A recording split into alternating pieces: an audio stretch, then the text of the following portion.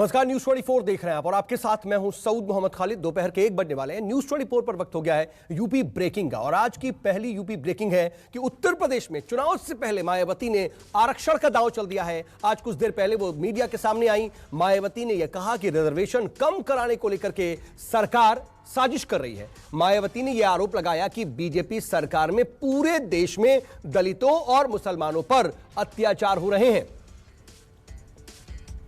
अशोक तिवारी मेरे सहयोगी इस वक्त इस खबर पर लाइव मेरे साथ जुड़ रहे हैं। अशोक, मायावती लगातार अपनी जमीन मजबूत करने की कवायद में तो ही है, लेकिन अभी हाल फिलहाल में देखा जाए तो केंद्र सरकार पर यह उनका अब तक का सबसे बड़ा हमला है।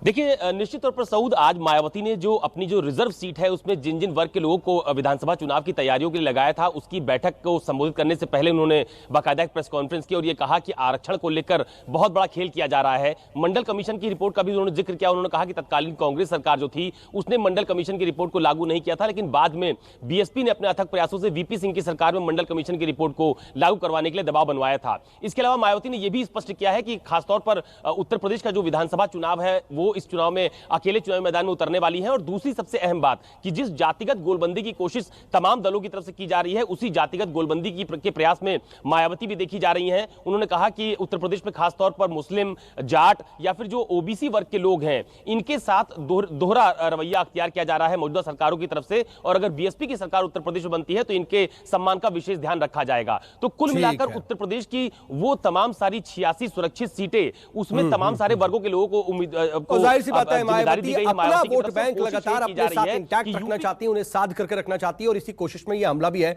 लेकिन मैं आऊंगा आपके पास अशोक, एक और बड़ी खबर बता दें। बीजेपी चुनाव संचालन समिति की आज लखनऊ में बैठक होने वाली है और लखनऊ में बीजेपी दफ्तर में थोड़ी देर में ही यह बैठक शुरू होने वाली है। इस बैठक में अगले कार्यक्रम चुनावी संकल्प पत्र पर चर्चा की जाएगी। बैठक में यूपी प्रभारी धर्मेंद्र प्रधान और संगठन प्रभारी भी मौजूद रहेंगे। अशोक, इस बैठक को लेकर के क्या जानकारी है और किन अहम बिंदुओं पर इस पर चर्चा होगी?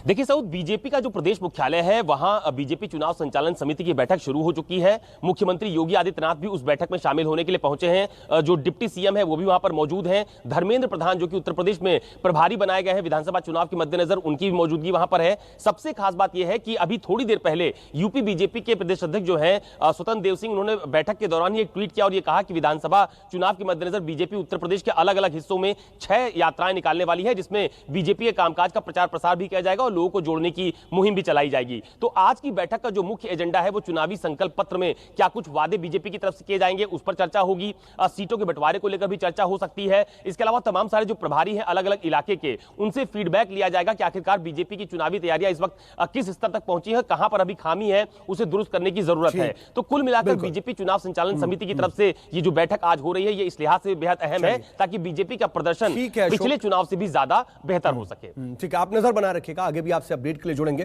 फिलहाल के लिए आपका बहुत बहुत शुक्रिया। नमस्कार, मैं हूं मानक गुप्ता। अगर आपको हमारा ये वीडियो पसंद आया हो तो इसे लाइक और शेयर जरूर करें और हां, हमें सब्सक्राइब और फॉलो करना ना भूलें ताकि आप देश और दुनिया की कोई खबर मिस ना करें। तो जुड़े रहिए हमारे साथ और देखते रहिए न्यूज 24।